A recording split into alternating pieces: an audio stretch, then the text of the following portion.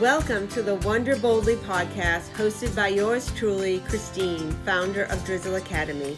I am going to encourage and motivate you to take action towards your big goals. I'm going to teach you everything I've learned from building a very successful 25-year career, coaching people, and starting my own online business.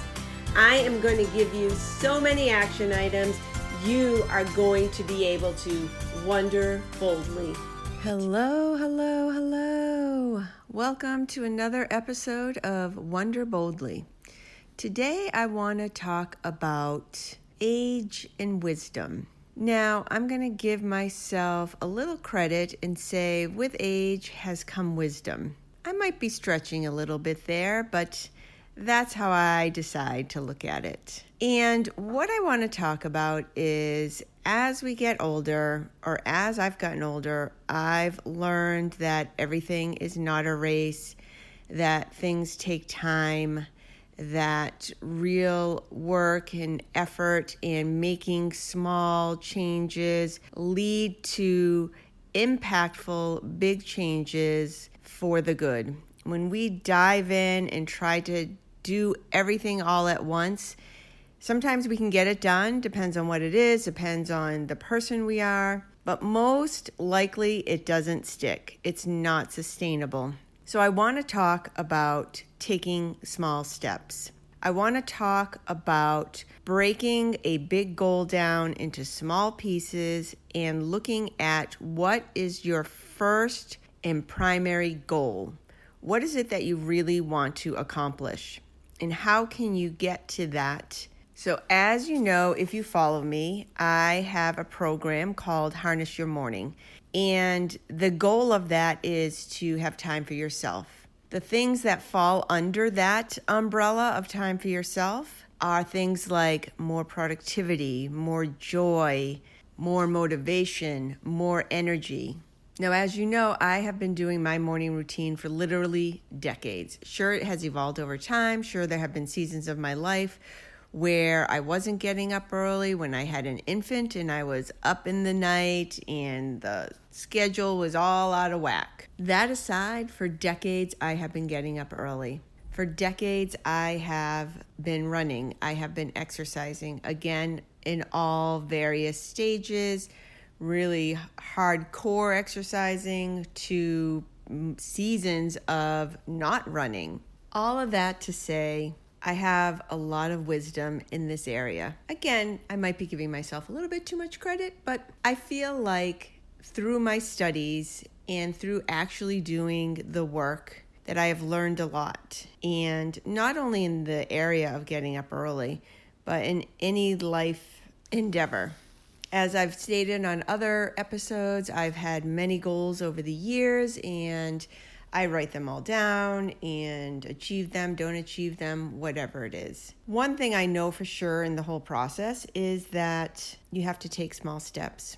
So I wanted to share on today's episode the importance of taking small steps because that is how we sustain change. And yes, in the beginning, we're very excited. We're very excited to lose the weight. We're very excited to try getting up early in the morning. These amazing women in the program right now. We're very excited to start a new job. We're very excited to learn how to ski. Whatever it is, there are steps you need to take to accomplish those things. And if you try to accomplish it too fast, it really will not stick. You'll get discouraged. It just doesn't work. It doesn't work. It's not sustainable. So my message to you on this episode is, yes, challenge yourself to do hard things. Learn something new. Invest in yourself. Every day, do something new and challenging. To give you some real life examples, I'm going to give you an example from my Harness Your Morning program. In my program, I have created a guide with recommendations for that first week. The recommendations are to observe yourself. Why do you want to get up early? What is it that you're trying to accomplish? If the overall goal is because you want to get up early, so that then underneath that goal, Like I said, you can find more joy, more productivity, more focus, more motivation, feel purpose. That first thing of getting up early is what you need to tackle first. And you need to look at why you haven't been getting up early. How can you create an environment that is going to allow you to get up early in a sustainable fashion? Along with that, once you get up early, there are things in the program I invite you to try, such as exercising. If you are somebody that does not regularly exercise, I'm not suggesting that you get up at 5 a.m. and immediately start exercising. That is not going to be sustainable. Even if you get past the first few weeks doing that and you don't get incredibly discouraged and don't have your ego telling you, no, stay in bed, I don't feel like it, it's too cold, I'm tired, I'm sore, whatever. If you can actually get past that, guaranteed, very soon after that, you will not be able to sustain it. So what you need to do is create an environment for which you can get up early, because that is your primary goal. Make sure you have a good bedtime routine. Make sure you're getting enough sleep. Make sure you're setting the alarm. Make sure it's away from the bed. I mean, there are so many things that I teach in the program, and there are so many things that you need to tackle just for that one thing to get up early, if you're not somebody who normally gets up early. Now, can you imagine you're tackling all those things, changing things around in your life, and then you're going to get up and do some hardcore exercise? That's not what I recommend. I do recommend you move your body, such as do some yoga, some stretches, maybe running in place, something that is right for you and your body where you are currently at with your exercise regime. Maybe you do have a hardcore workout that you do in the afternoon once a week or twice a week. Leave that where it is. Don't now move that to the morning when you get up. Your body is used to doing that in the afternoon. If you now try to take that and move it to this exercise spot, if you will, of when you get up in the morning, that is too big of a leap. Another example I will give you is if you're a person that relies on caffeine. If you're a person that drinks coffee or caffeinated tea every morning, and that is something that is habit, something that you've done for a long time, you do not want to omit that caffeine while you're trying to learn to get up early. If you came to me and said, my goal is I want to give up caffeine, fine, let's talk about that, let's do that. Your goal isn't, I want to get up early, okay? Maybe your first primary goal is you want to give up caffeine. Let's talk about that and what small steps can you take to do that. And then later we can talk about getting up early. If your main goal is to get up early so you can feel that joy and really get so much more done in a day, that is not the time to give up caffeine. That is not the time to introduce a hardcore workout in the wee hours of the morning.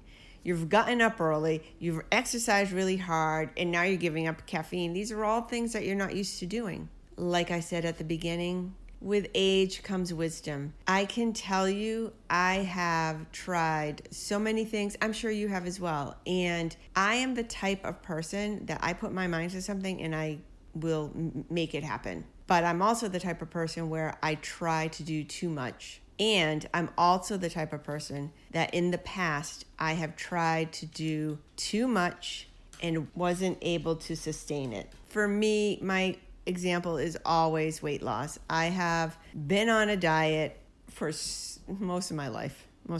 And if you've listened to a previous episode, you know I am now on a new journey of looking at it differently and trying different things. Because over the years, everything I've tried has worked, but none were sustainable. For me personally, I'm not looking for another diet. So that's not my goal. My goal is to be healthy. That is my goal. And I want you to be healthy. And I want us to age and have more wisdom and have so much fun in our lives. It's not about, I'll use myself as an example. It's not about don't eat any carbs for me again.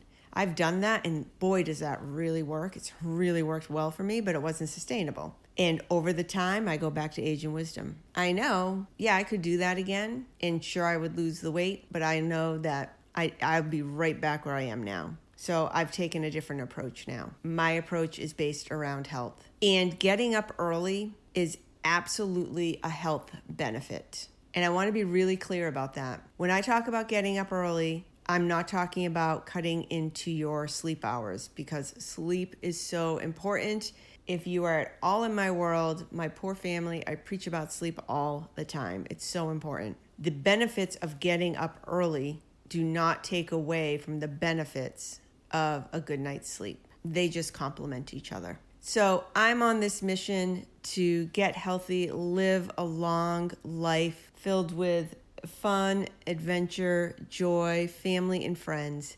And I want the same for you. And one way that I know you can do this is through having an early morning routine. And I want you to join me and age gracefully, healthfully, tapping into all the wisdom you have over the many things you have learned over your life. The women in my Harness Your Morning program are doing an excellent job. If you are at all interested, you can get on the wait list by going to my website, drizzleacademy.com. If you have any questions, feel free to reach out to me. Like I said, I have guides and recommendations and things that I'm happy to share with you. Wishing you health and joy. Thanks so much for listening. That's it for this episode. Thank you again so much for listening. And if you want more on how you can boost your energy, increase your productivity, and maximize your positivity, I invite you to go to my website and sign up there. I hope you enjoyed this episode. If you did, please share it. You can take a quick screenshot and share it on Facebook or Instagram. You can find me there at Christine Santos Coach. Until next time, continue to wonder boldly.